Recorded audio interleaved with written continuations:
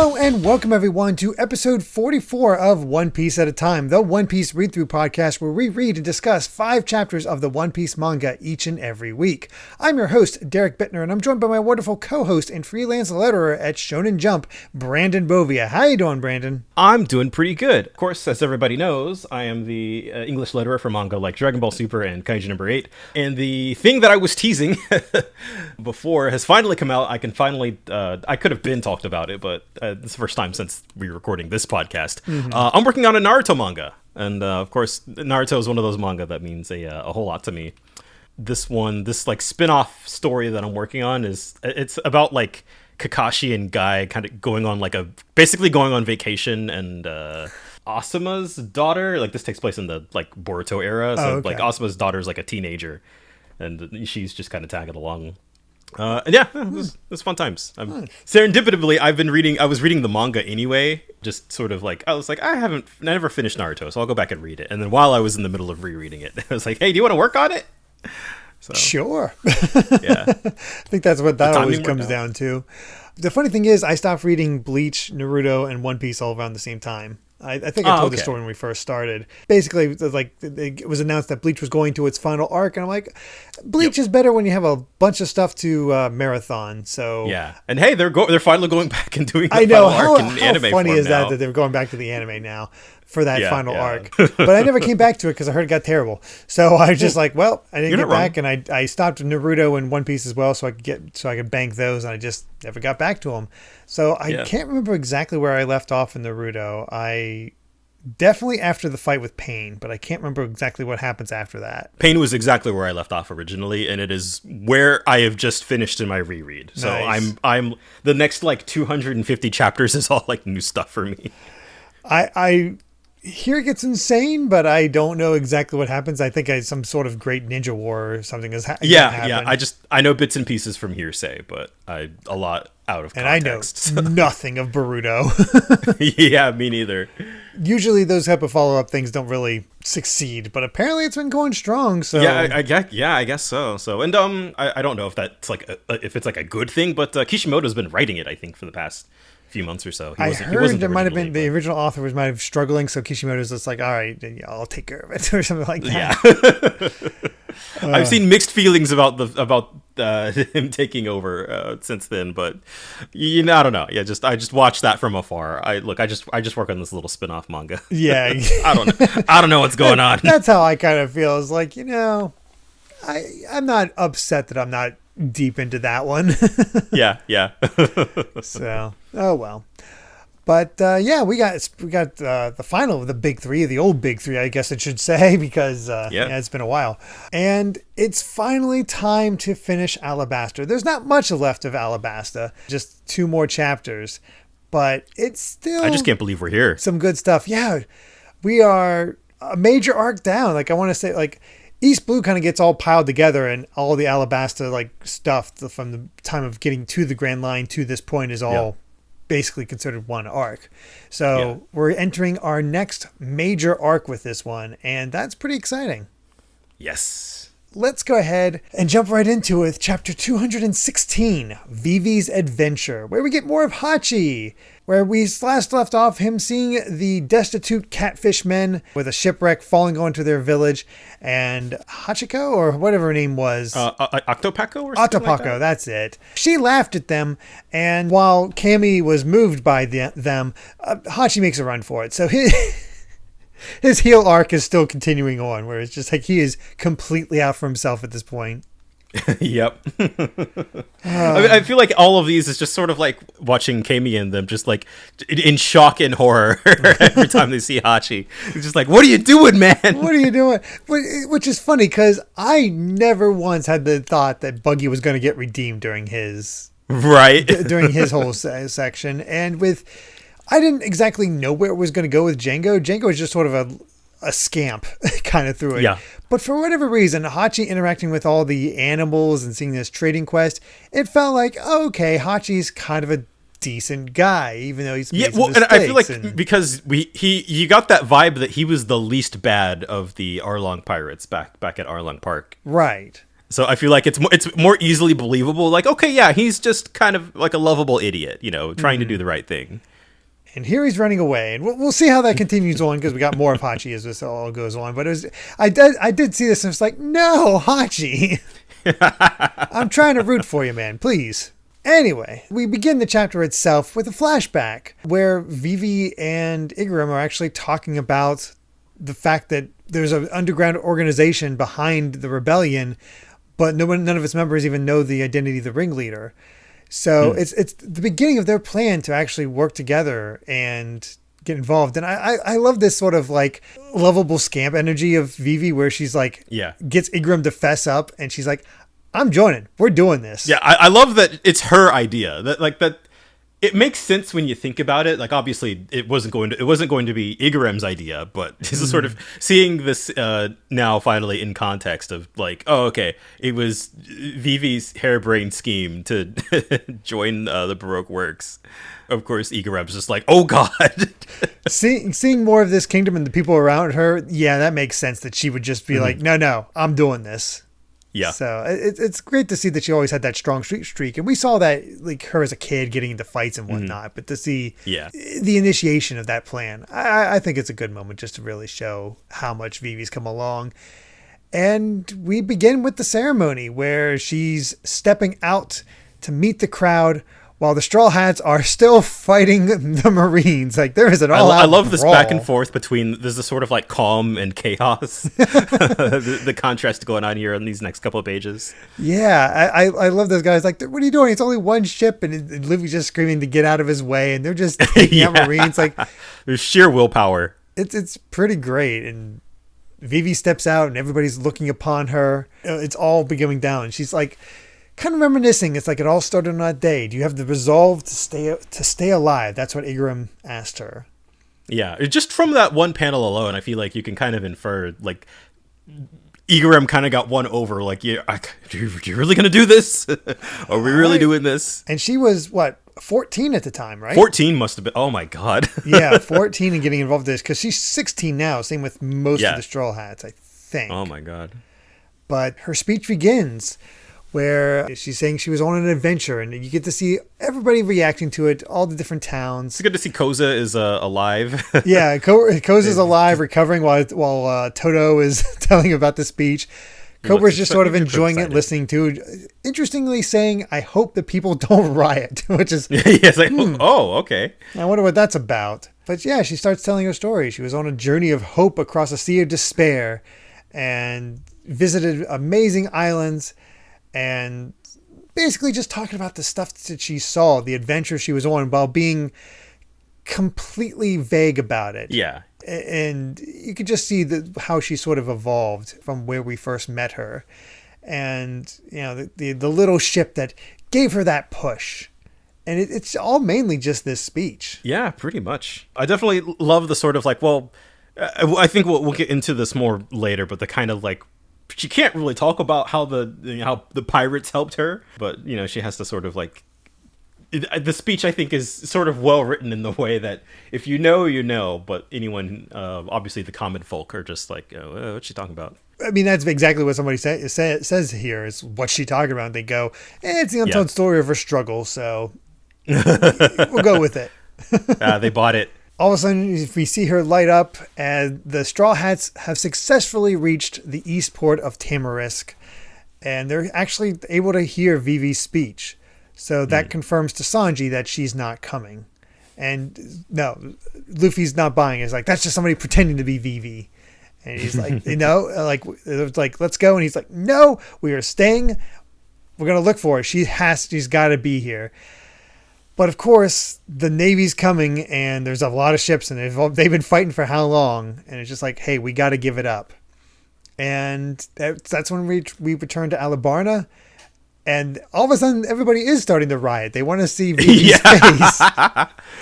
And it turns out that figure we saw walk out onto the podium was Igaram in drag once again. Yeah, of course. Well, see, now we have Igaram in drag, but we also have his wife who looks exactly like him. So there's this weird sort of like, well, which one? At least we know where he gets the clothes from. Yeah. Oh gosh, but yeah, he's there because she actually went out to meet them, calling out for them, and she's there, Karoo's there, and they have the transponder snail all ready to go. They're waving, they're all excited. It's like, hey, she's coming, and I like how all their faces light up, like the pure joy on Nami's so face in the background. Even Zoro has a smile on his face. They're all genuinely excited. But she actually is revealing that she's saying goodbye. And that's why she actually does say on the microphone that I can't go with you. She has to use the microphone to talk to him because they can't hear her. Yeah. And I feel like that's actually is sort of, you can see it in sort of like the top panel of the page, because the word balloons are a little smaller, like the dialogue lettering is a little smaller, and the sound effect, like the whoosh, I think is sort of like drowning out what she's trying to say. Yeah, she actually starts talking over, and even the Marines can hear this, so she has to be careful. Yeah, but she admits to them, I'd love to continue the adventures, but when it comes down to it, I love this kingdom. And that's when you get the crowd shot of Ingram trying to appease the crowd. He's dancing. And that's kind of where it's all at. I love there's that one guy on the panel is actually dancing along with him. You see him clapping near the cannon. Oh my God. So somebody's into it. Oh, that's good. She can't actually go. And that's Luffy actually accepts it. Just says, "I see." He just needed to hear it from her mouth. Yeah, you get one last little flashback to them deciding on the X underneath. Yep. And Luffy thinks it's cool because the X originally signified a death threat, but he just thinks it looks cool. I love that Zoro's just like, whatever, man. Like, it doesn't matter. But she tearfully says, "If we ever see each other again, will you still call me your shipmate?" Which I have to imagine that's in the comma line. Yeah. And it's just, but I got emotional. Yeah, it's a great moment because she's been with us for 100 chapters now. She is part of the crew. She has been there as long as longer than Chopper. Yeah. So, for example. Yeah. So it's one of those things. And the Marines are already like, did you hear that? The princess is in cahoots with the Straw Hats. The princess belonged to the pirates? That's no way. It's like, and Luffy is trying to respond, but Nami stops him. It's like, no. The Navy's watching. We can't give them proof that she's our friend. So she'll be branded. So we have to just take our leave. And, Vivi's obviously upset because she's like, they're not confirming until they do one of the most iconic things in the manga. Probably the most iconic scene of this entire arc. 100%. Where all of them just raise up those X's into the sky, showing to her, and that's confirmation to her that they are still friends. It's a sign of our fellowship. Yep. Her and Karoo do the same. And that's the end of Alabasta proper. We're setting sail. Yeah. That still, I would go as far as to say maybe one of my favorite pages in the entire manga. Even now. Like, I don't think any arc, I would have to think about it, but I don't think any arc has an ending as, like, thematically significant. No, not an ending. Reading it again for, like, the third time here, I'm just kind of like, geez, man. There is so good. One panel about two major arcs now. Maybe, I forget exactly how many arcs, but there is one panel from later on that I think is a bit more iconic, or at least just... hell yeah about it, but this is just far as an emotional culmination, it really feels like the culmination. Like, just after how, like, the long journey that they've been on, and as much as, like, I guess reflecting on the chapter proper, like, Vivi not joining the crew here makes sense. Yeah, like when you think, like, as much as you want it because she's been here for 100 chapters, like, her whole goal was like it was to save her kingdom and to protect her kingdom. And, as she said it, like, she loves this kingdom and she can't just leave. She was willing to do so much for her kingdom. So it makes sense that she can't leave. And I imagine that was a big debate at the time, whether Vivi was going to join the crew. But the big difference is she doesn't have a dream like the others. Yeah. Like, her dream is with this country. Her dream was to save her country, and she fulfilled that dream. So it's more just her joining for the adventures, and that's not quite the way Luffy's crew works, as we've seen up to this point. But and I think obviously still a Luffy wonderful friend. Realizes that. Yeah. Which is why I think he sort of accepted it so quickly. Agreed. Absolutely agreed. Yeah, that's it for that. But there is still technically, as when you break it up, one more chapter left in the Alabasta arc. So let's get to it with chapter 217, Stowaway, where we see Hachi once again. And Hachi, my boy, he's doing so good. He exchanged all that treasure to buy a bunch of cooking equipment so he can save the catfish village. That's good. What a swerve. Yeah, he's... I'm surprisingly emotionally invested in this journey of Hachi trying to get better, and just all the ups and downs. Yeah, the redemption arc of him trying to do the right thing. It's good on you, man. Good on you. Yeah. Not much more to say about that other than Hachi, you're good boy. You're winning me back over again. Damn you, Oda, for that swerve. Yep. But that's how it goes. But into the chapter itself, we're back with Hina. And I just noticed her ship actually has her name on it. She is all about it. Of course it does. She's actually on the transponder snail with Smoker. She's like Hina's furious. With yourself?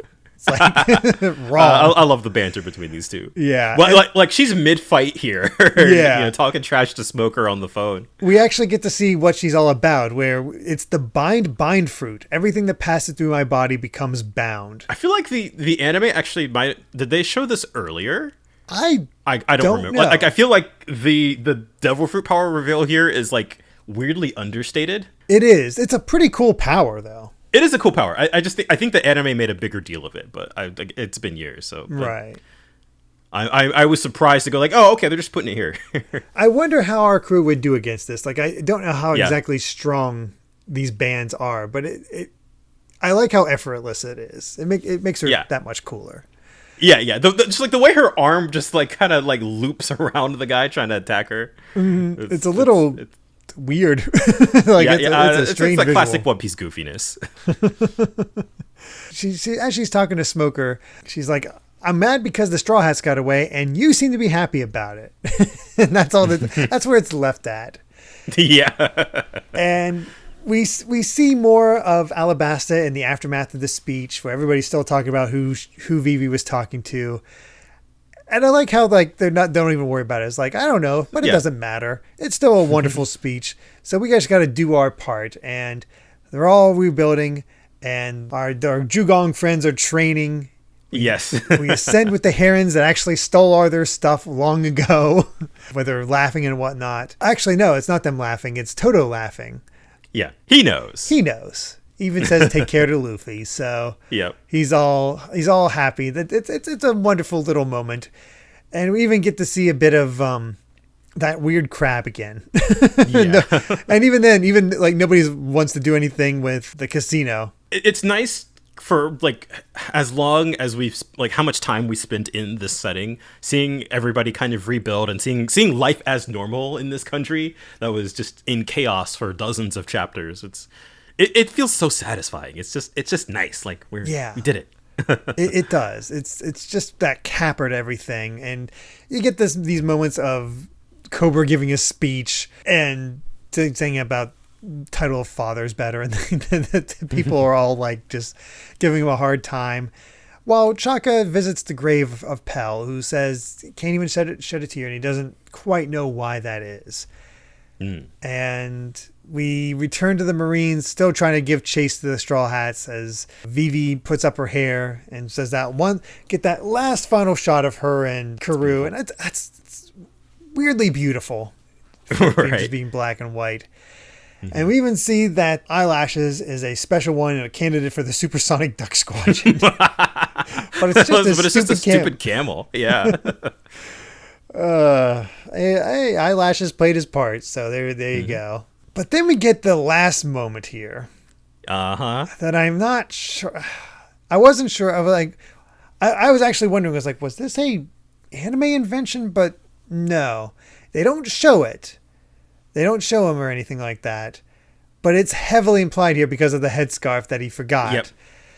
Pell survived. Yep. Did you ever see The Dark Knight Rises, Derek? I did. Did you ever want to point out that it's the exact same ending as this? I never thought about that, but you're not wrong. That is a thought that has been swirling in my head for the past couple of months of like, he took Batman takes away. Sorry, spoilers for that movie if you hadn't seen it's fine. Batman is implied to have died after like taking away a bomb in a Batmobile and it explodes, and is just like 5 minutes later, like, oh, he lived. People definitely have their sort of their takes on whether or not like Pell living is a good thing or not. I'm of two minds about it, but I think I could live with this sort of like just small little implication. Yeah, it's for whatever reason. I remember in the anime being a bigger deal. I might be wrong. It's been a long time. I have a vague recollection that the anime is sort of like, yeah, he's alive, and I don't know. I have memories of being pretty deflated at that. Yeah. I don't know. After all of these years, I'm kind of whatever about it. Yeah, this one is just sort of like seeing it now. It's just like, okay, at least it's subtly done and it's not made a huge deal. Everybody gets relief. You still get that sort of gravitas of his sacrifice. Yeah. With this little implication. But it also cemented between Igaram and especially Pell. Like Igaram, you get, especially as we go along here, and actually especially as we get more of what Nico Robin was all about. The more we learned about her, it made sense that Igaram survived. Yeah, but Pell feels like a different story. It's stretching it. It's stretching it a bit. It is certainly, yeah. And that's when I think of Oda's whole thing about it. It's like it's more important to dash somebody's dreams than to actually kill them. And in that mind, it just put down the thought of, okay, death just isn't a thing in One Piece, and you know what? It's different, and I think I'm kind of okay with that. Yeah, I think. I'll hold my thought on that one until maybe a little bit later, whatever I was about to say. Okay. But yeah, I think now, knowing now Oda's comments about like his approach to death and killing off characters, even now, even in terms of the modern story, I think it kind of frustrates people a little bit. But when it does eventually happen, like it does sort of hit a little bit harder.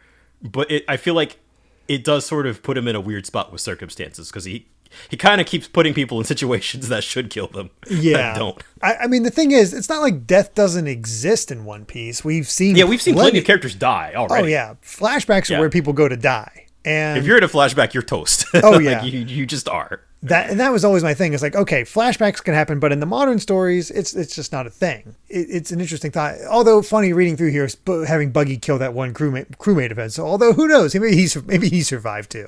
Yeah, who could say? Either way, that is a conversation for continued conversation as we get through One Piece. Yeah, we'll probably have to talk about it a lot, honestly. Situation here, but yep. Damn if he isn't effective at using it, even though you kind of know at this point he's really effective at giving you that swerve. You still get invested, and that's a sign of good writing to me. It's like his rules, and you're still invested. It's like, no, I still want to see them succeed. Yeah, I think you can have a good story. You can have good storytelling without killing off characters. But the last thing we see of Vivi is going home to Alabasta, and a little caption noting that as other countries watched in amazement as Alabasta recovered with astounding speed. Just a happy ending. Again, sorry just like that one last little bit about the death thing, but like, no problem. It really makes it just like, it ties it all up in a bow for what is such a ridiculously earnest and happy ending. Like everything worked out. Yes. And sometimes that's just what you need, Yeah. It's a reward for Vivi. She was willing to sacrifice so much, and she pulled it off. And this is her reward. Yep. Although, one final thing before we move on. Look at Vivi's hairstyling. She has her peacock slasher in her hair. Oh, ha! Was that always there? I don't know, but I only just noticed it now. So I'm going to assume it was always there for this outfit, but that's funny that she does have her peacock slasher on her. Just in her hair. Wow, yeah, good catch. Yeah. Or at least it's the same design. Either way, we move on to Smoker and Tashigi as they're talking with one another. And we get the wanted posters where we get our breakdown of how exactly the bounty on these two increased. Especially like, what did the swordsman do? What did Zoro do to get this bounty? And the reasoning is he defeated 100 bounty hunters at Whiskey Peak and brought down Da's bones in Alabasta. A bounty hunter from the West Blue that was the actual name of Mr. One. Yeah, which that I feel like that we didn't necessarily need that information, but it is sort of a cool like, oh, okay, that's why his bounty his bounty is so high because there's an actual accomplishment toward it, not just because like Zoro is the coolest. Yeah, that helps a lot, and it makes sense that Mr. One was a prolific, hunter or something like that, just wanted criminal himself. That would merit that. It would make sure for somebody that high up for Mr. One. It also kind of ties into the whole idea of Mr. One mentioning to Zoro is like, oh yeah, we tried to recruit you when you were a bounty hunter and you said no, but obviously he was a bounty hunter as well. And he actually accepted it. So that was a little extra that you don't even think about until after the fact of that rivalry between the two of them and why it was getting under his skin so much when Zoro was tossing those insults. Yeah, that's a good point. It's an extra little flavor to the setting. Mm-hmm. They declare that we're going to settle things with the Straw Hat crew another day. And it's a nice little moment to see these two together. Yep. So we're finally back with the Going Merry. That poor ship has holes in it and just barely made it through, but it's hanging in there. But they lost the Navy, and they all miss Vivi except for Zoro. They're all. I think they're sort of a reflection of the reader. Like Vivi hasn't been on page for like 3 pages, and they're already like, we miss her. Yeah, then you should have kidnapped her. And they're like, barbarian, mean, mosshead, 3-sword style. Luffy, that's not an insult. 4-sword style. That's not any better. Listen, just tell him he stinks of natto. A strangely specific thing, but okay. But I love the idea that Luffy just can't insult people. He's terrible at it. But that's when we get our final big reveal. Yep. Turns out Nico Robin snuck on the ship. And they are ready. It's like, here to revenge your comrades. What are you doing here? Sanji's like, what a babe. Usopp's got a megaphone, just enemy raid. Everybody's panicking except for Luffy. He's like, oh, you're still alive? Nico Robin uses her ability to knock away the sword and the staff of Nami. And she's like, don't point those at me. She's like, oh, I was below deck reading a bit and took a shower, borrowed these clothes. And I took your clothes, yep. Yeah, that's whatever. Thank you so much. Pulls out a chair and starts talking a bit. It's very interesting. I love how casual she is. Yeah. This whole thing. She just takes complete command. And she's like, you haven't forgotten what you did to me, have you, Monkey D. Luffy? It's like, Sanji's immediately like, of course, what did Sanji's you do to her? like, you monster, what did you do to her? And he's like, I didn't do anything. It's like, no, I suffered a great deal because of you. Now you need to take responsibility. Oh, boy. And she's like, I love Luffy's like, please leave or I'll call the Navy. The Navy that they just ran from. And I so wish I was with like what the community was like when she says these lines. We didn't get Vivi, but we did get a new crewmate. Nico Robin wants to join the crew. Man. Again, I think I might have pointed out this to you earlier, but the anime, I don't know what the heck they were thinking, but they spoil this reveal like 20 episodes early. Yeah. I didn't get that surprise because I watched the anime. Yeah, it's just one of the most bizarre things that they could ever spoil because they change openings and she's here with the crew like a 20 episodes before she actually does. So you're like, it's so why? dumb. Yeah, I knew this was coming because some of my first exposure to One Piece was like right when the Funimation dub started on Toonami, and they picked up right where the 4Kids dub left off, which is here. So I was seeing random bits and pieces of like the stuff immediately after this. So I was like, oh, here she is. It's like, oh, she was a villain originally. Neat. Yeah, I mean that's a common Dragon Ball thing to do, but it's the first time the villain. One Piece kind of did it. It's a really good swerve because again, like Oda really plays with your expectations and makes you think that Vivi just due to how long she's been around would join the crew. It felt like an inevitability, and it's just like, no, here's the villain who we all kind of thought was dead. Yeah, we get that one little line that Luffy saved her, and that's about it. But yeah, that's it. That's amazing swerve. You think this character is going to join. It's still great. And it ends up being this character. And it adds a completely new dynamic that you're not sure what's going to be like at that point. Yes, absolutely. That's good stuff. There is SBS. I don't think there's anything too worth mentioning. Not really. Mostly about the Navy uniform, which isn't that major, honestly. But let's go ahead and see what this dynamic is all about with chapter 218, Why the Log Pose is Dome-Shaped, which is a very funny chapter title. Yeah, it is. It very is. I'm sure like everybody's like, what? But we do get some Hachi. Is like the grand opening of the legendary octopus fritter shop. And there's that's adorable. Like they're making the octopus fritters. They're handing them out. He's making them. It makes me hungry for them. I want to try them. Yeah, this makes me super hungry. I love that they got the Dosakoi panda. Yes, I was going to point that out. The Dosakoi panda right there on Cammy. It's like, there you go. Even on Hachi DP. Yeah. I didn't notice that the first time, but still, that's so nice. Yeah. But this chapter also offers up some explanations for things. Yeah. How much Nico Robin did. She's the one who saved him, from Crocodile's poison. She throws it over to Cobra. Yeah, it makes sense that she would have it. Yeah. And she's like, hey, even if he gets buried under all this rubble, his rubbery body should save him. Yeah. And that's when Cobra asks her, why did you lie? And she's I'd like to apologize to everybody first off because I spoiled this and I didn't remember I didn't how this realize played they out. said it. I could not remember. Yeah. I didn't remember how this whole thing played out, and so the fact that yes, Nico Robin did actually lie to Crocodile about the Pluton is just that was sort of like I thought I remembered it, didn't know if it was later or way later, I apologize for revealing that a little bit too early. It's all right. I think there was still some mystery. Like, did she lie? Did she not? We don't know. Yeah. So I think it preserved at least a little bit, hopefully, anyway.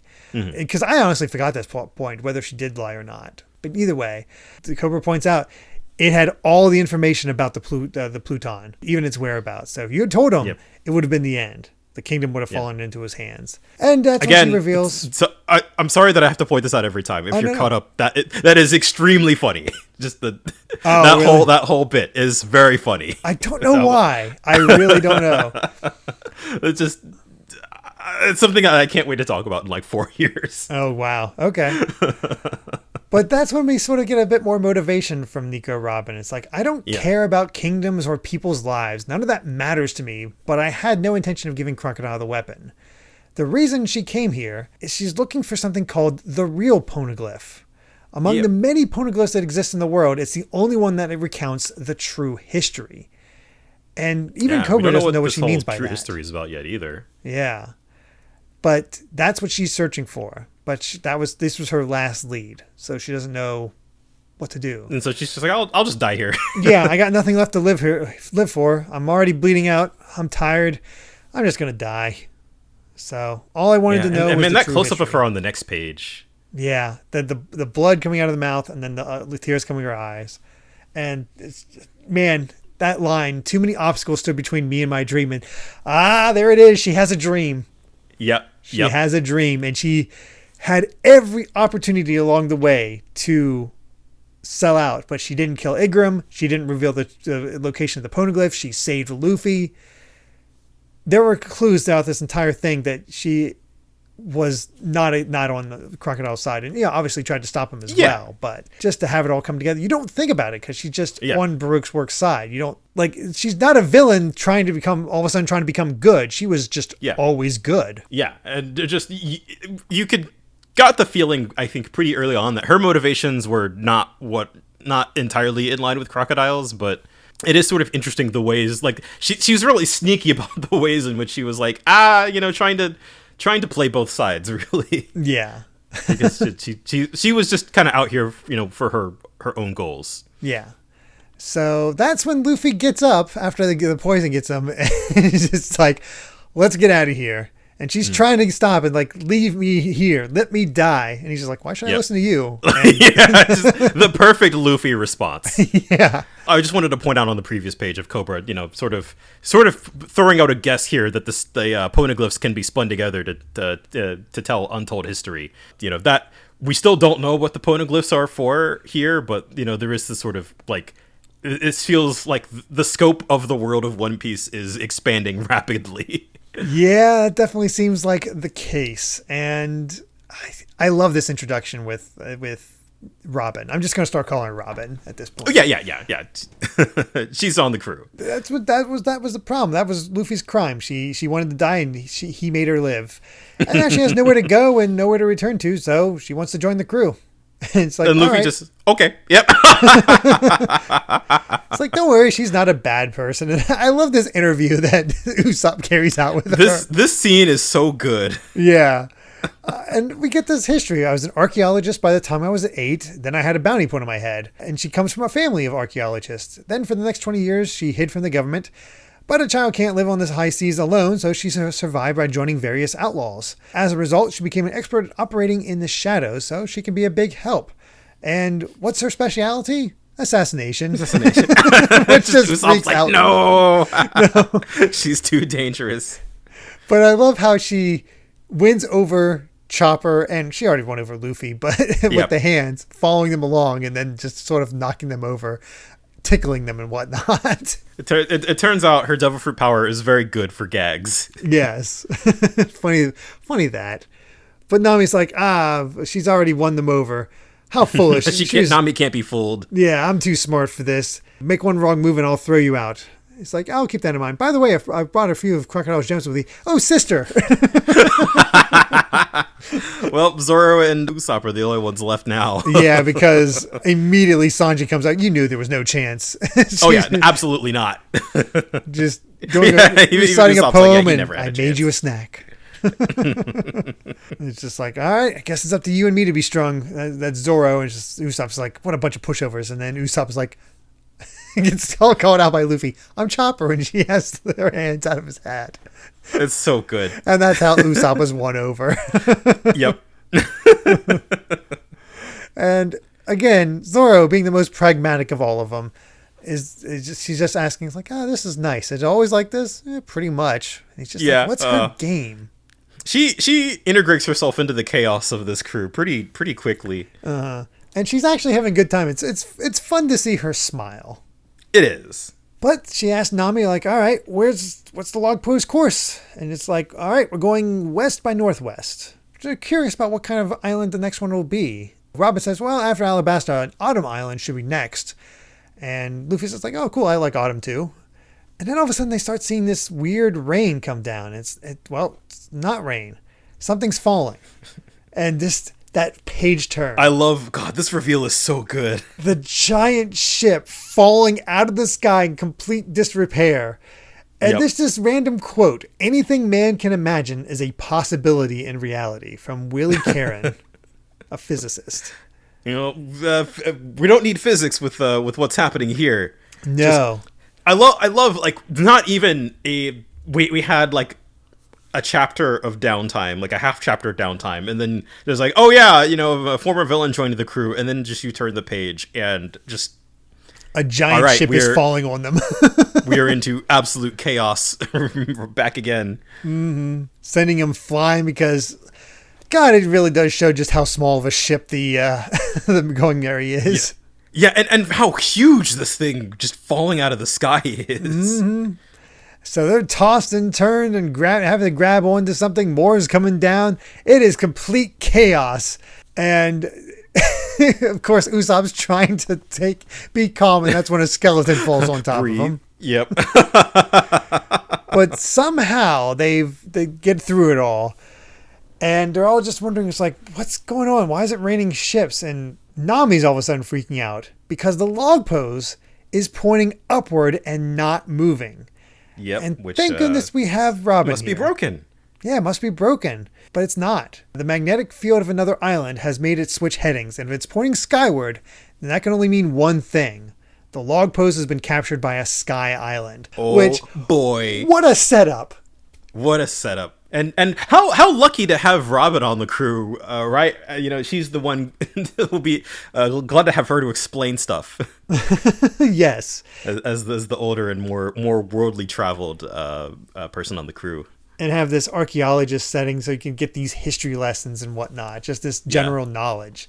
It's really great. I mean, by conventional wisdom, you would think that the log pointing up would be a problem. And it does present a problem. It's like, okay, we have to get to that island in order to get to the next island. How? Yeah, that presents a problem because with the log poses, like you can't move on until, you have to like stay for a certain amount of time before it moves to the next one. So they have to find some way to go up. Yeah. And we'll see how that all goes around. But there is actually some cool things from the SBS this time around. One of which, something I completely missed, Mr. Three's walking along. He's just fine. It's just, okay, Mr. Three survives, and he's still out and about. And then we actually see who takes the pictures for all the wanted posters. Fire a touch on. It's just very silly. It's very silly. It's like I just randomly made up a character just as like explaining how they get these pictures. Oh, goodness. So let's find out more about this with chapter 219, Masira the Salvage King, where they've completely made up all of their takoyaki, but there's still one left. One box so he's left. going to propose with that last box so he can still achieve his dream. We'll see how that goes for him. I'm not sure it's going to go well based on her reaction to the catfish island. We'll have to see. The chapter itself just sort of starts with them all reacting like there's sky islands, right? And they're just like, how is that possible? And Robin just sort of explains it's not just the island, it's the sea that's floating in the sky. And you're like, what? Sanji, I'm even more confused. Like, yeah. All right. But of course, Luffy's like, okay, a sea that floats in the sky, and there's an island on it, we gotta go. Let's go. Time for adventure. Even Robin's is like, I've never actually seen the Sky Island, so I don't know very much about it. And Nami's just like, okay, how can an island float or an ocean float?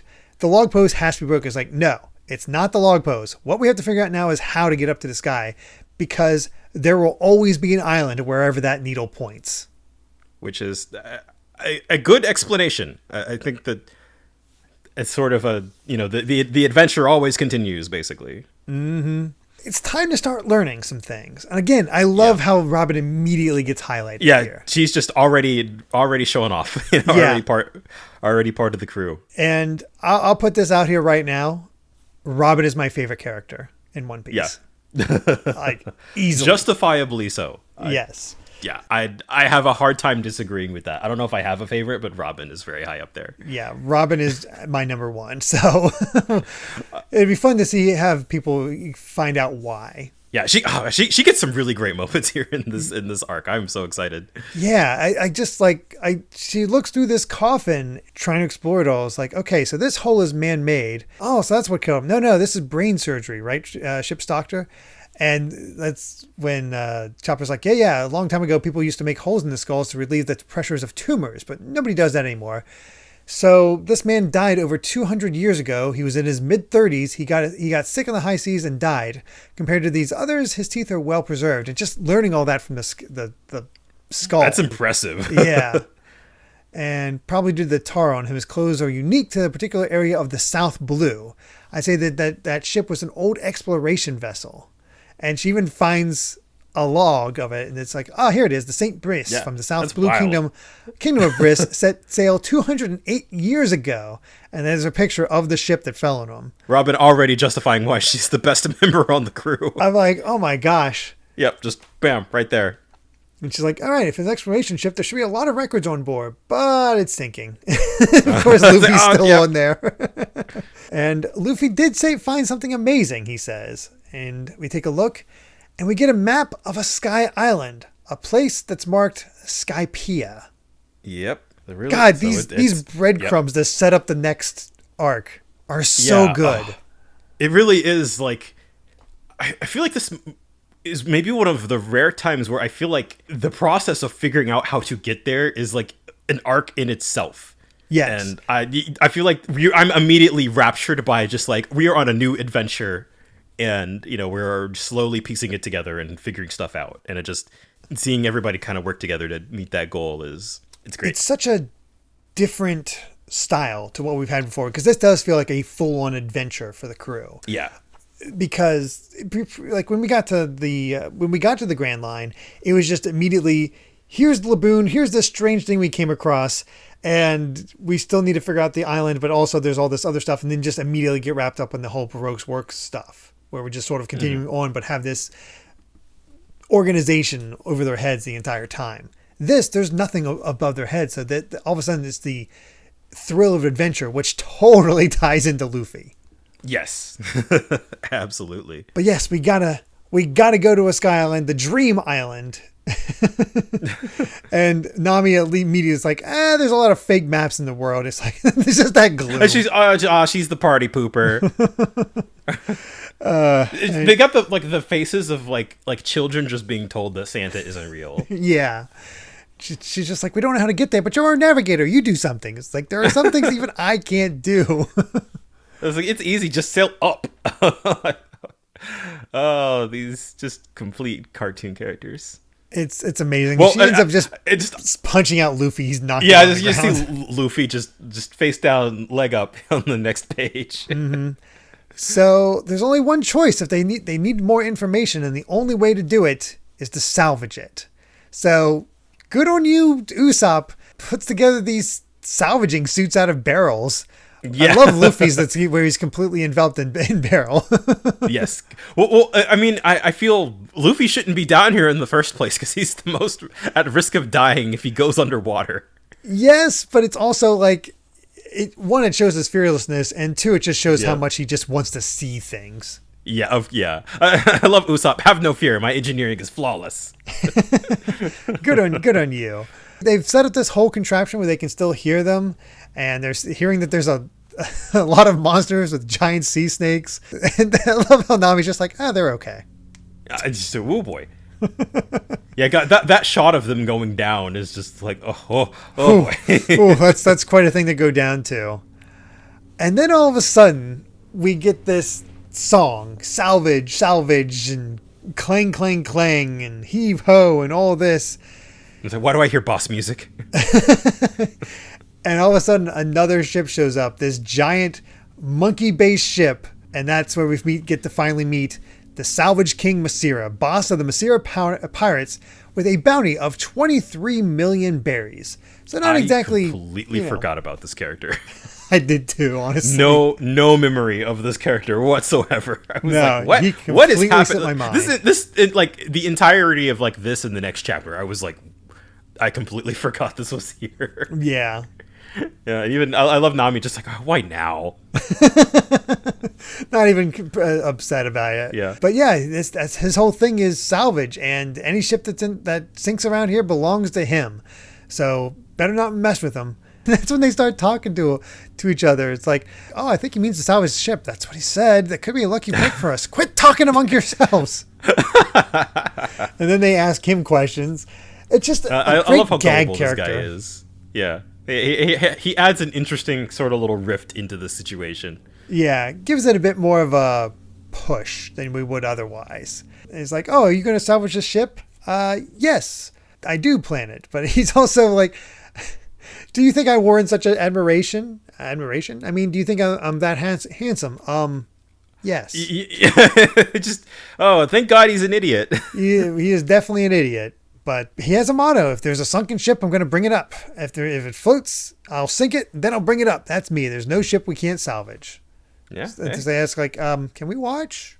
It's like, we've never watched a salvage operation before. And he's just like, hey, I'm all down for it. And then all of a sudden, some of his men come up, beaten up. It's like, oh no. They went down to prepare the cradle, and it's like, did a Neptunian get him? No, but it looks like somebody beat him up. And they're just like, oh crap, like you said. Yeah. And then he goes, like, calls out to him. It's like, hey, you guys, be careful. There's some bad people down on the seafloor. It's like, oh, thank God he's an idiot. Yeah. I love the the build up and like the stare where he's just like, somebody's down there, and just like the close up on his eye. Yeah, then it's like, oh. It's some good jokes in here. And yeah, he's a lovable idiot. Yeah, Oda likes his lovable idiots, and this is definitely a fun new take. Yeah. But that's basically where we end, is where they're about Luffy, Sanji, and Zoro are about to hit the ship itself. But we have there's nothing cooler than sunken ships. Like, exploring sunken ships is just like, no matter what, it's a cool set piece. Oh, absolutely. I love it. Yeah. Well, it's time to get to our final chapter for the episode, A Walk on the Seafloor, where Hachi has finally met up with Octopaco, and she's drawn in by the aroma of the sauce, but not Hachi. Yeah, there's no interest in Hachi whatsoever. Yeah, she wants the food, doesn't want him. Yep. And not looking good for Hachi, but I guess we'll have to see how that turns out for him, whether he can rebound from being rejected or not, because this poor boy is getting rejected. Oh well. Into the chapter itself, we have Masira just dumbly waving awkward. at them. This whole situation. It's like, don't let him see the air pump, Usopp. I won't. And Masira is like, all right, you guys, just pretend they're pumpkins. Don't get excited. Don't be nervous just because we have observers. And he's all like shaking. They're all stupid. They're all excited. Why are they so nervous? I think they're trying to impress us. Oh, man. Down they go as the three others are still looking through everything, and Luffy finds some interesting treasure, but it immediately crumbles in his hand, and it's just. And it looks like the vase he's holding has like the same sort of design as like the mast of the ship. Not the mast, but whatever the front part is. And he finds some sort of odd vehicle as well. Like, he's very curious about it all. Like, it's see him messing with it. It's like, I didn't notice that. Yeah, it's like, what's this all about? This is different. And meanwhile, of course, Zoro finds a sword, and it's completely and it just crumbles. Everything in here is 200 years old, if not more. Sanji's kicking through doors and whatnot, finds this picture of a beautiful woman with a harpoon through her head, which definitely disturbs him. And also, this place is freaky. Also harpoons through a lot of people. Yeah. Like through the head, through the chest, like they got attacked. I am eating up all of this sort of like just like the world building going on here. Just the the little you can clues. Gleam a lot. Yeah. That's so good. It's I actually, if you can remember, as we get farther into this, come back to this chapter and you'll have fun seeing. I think so. Yeah. The clues, but they do find a chest when all of a sudden giant claws dig in, and it's the cradle from Masira.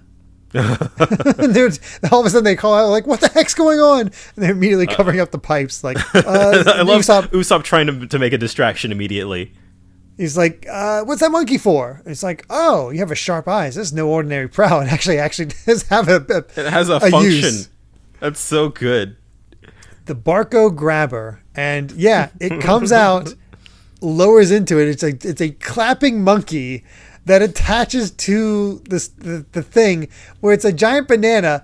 Like, the monkey theming is amazing here. It's so good. It's just the way that it all has a function it's wonderful. I can't believe I forgot about this pirate crew, because it's just they're so just weird and unique. Yeah, and then they're impressive too, because one, it's an amazing operation. Two. Yeah. Masira raises the ship by blowing into this thing by himself and starts raising it with his own breath. You can tell that's why he's huge. Yeah. That's the big chest for, and then you get that to rise it up, and then the men to lift it up otherwise. But he blows up the balloons that help lift it, and it's an amazing operation. Like I love how complicated it is. And of course, we get the picture of Luffy. He's like, "Oh, somebody's messing with me. I don't like this." Yep. Uh-oh. And all of a sudden, the underwater crew, there are people in the wreck, and they're getting attacked. And it's like, oh, it's time I'll teach them a lesson. He takes a big old breath, and he takes a pose first so they can take pictures. Yeah, of course. tells them to raise the ship, jumps down, and even gets accosted by one of the sea creatures and punches it out with his monkey punch. Monkey punch. Oh, that's so good. Which, that's pretty impressive for a 20 million berry bounty. Yeah, he could just punch out sea monsters. I think he's a good sign that bounty doesn't equal strength. Most certainly, yeah. But yeah, they got air in the ship, and they don't even need barrels now. It's full. The ship is fully filled with air, and that's when all of a sudden Masira breaks into the ship, and they're just like, "What's going on here?" And he's like, "Oh, a monkey. You think I'm hunky?" Oh, wait. How did you? All right, all right, sure. And then all of a sudden, as they're getting lifted up, they're just having a nice conversation. It's like, "Oh, you're from the East Blue? That's right. You really do look like a monkey." Like they're still talking. It's so dumb. And then all of a sudden they get eaten by a giant turtle. This how it chapter ends. was bonkers. And that's where it is. We end with them getting eaten by a giant turtle as they're just hanging out talking to each other. One Piece is just, you never know what's going to happen. All of this entire chapter was just like, I didn't remember any of this. This whole order of operations of how we're getting from A to B is just a complete blank void in my mind. So I am just sitting here like, oh my god, what is happening? I only vaguely remember the characters. I barely remember, I know the main points. Yeah. I kind of forgot about the salvage operation and all that. Yeah, I don't remember the salvage at all. So it's been fun to re-experience this and just see this insanity. Masira is a fun character. Robin immediately showing her stuff is a great swerve. This is a fun set of chapters as a way to wrap up the old arc and begin a new one. Yeah. The start of a new One Piece arc is always a joy. You never know what you're going to get. Agreed.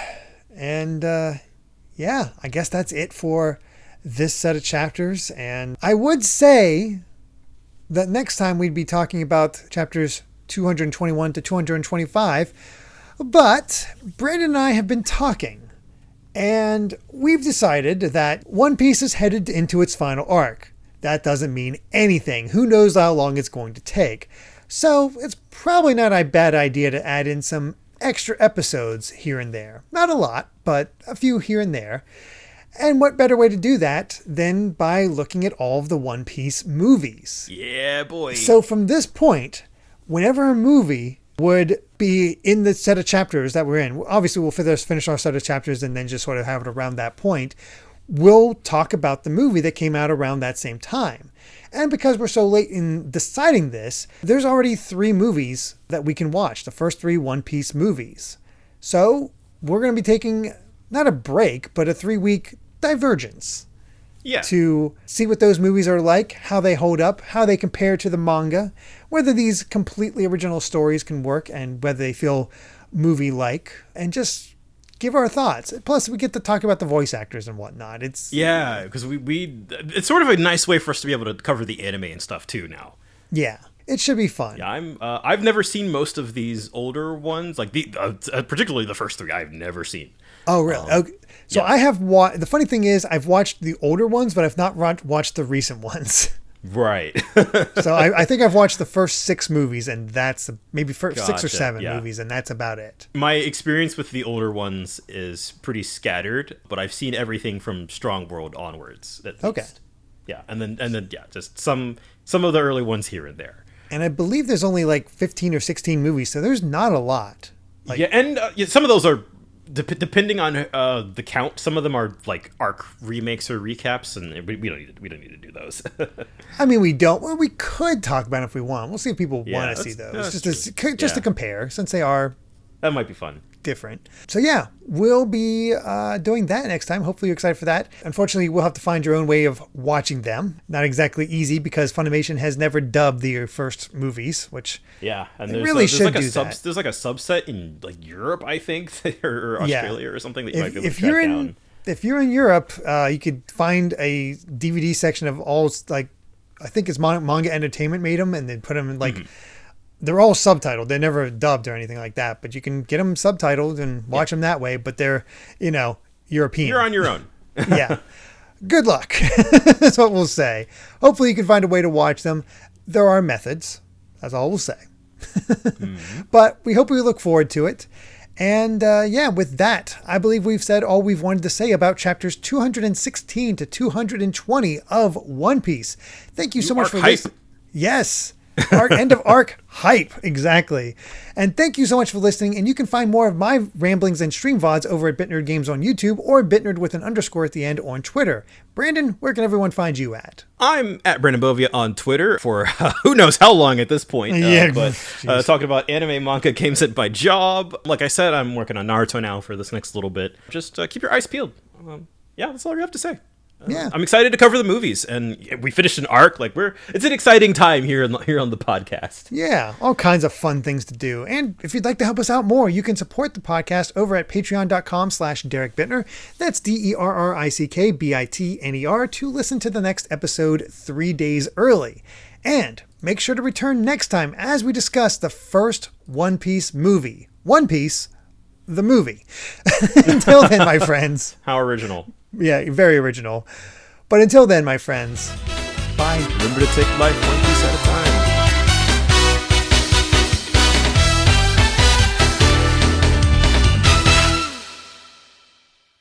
I chose to work for various rogues. Not an ideal solution, but it brought me this far. And here we are. And I'm guessing you incorporated Crocodile into your gallery of rogues. Of course. I used him to get to the Rio Poneglyph. I'm good at maneuvering through obstacles to achieve a goal. I'd be a great asset to you and your friends. You're full of confidence. What's your specialty? Killing. Luffy! My investigation has concluded that she is far too dangerous! You guys listening to me?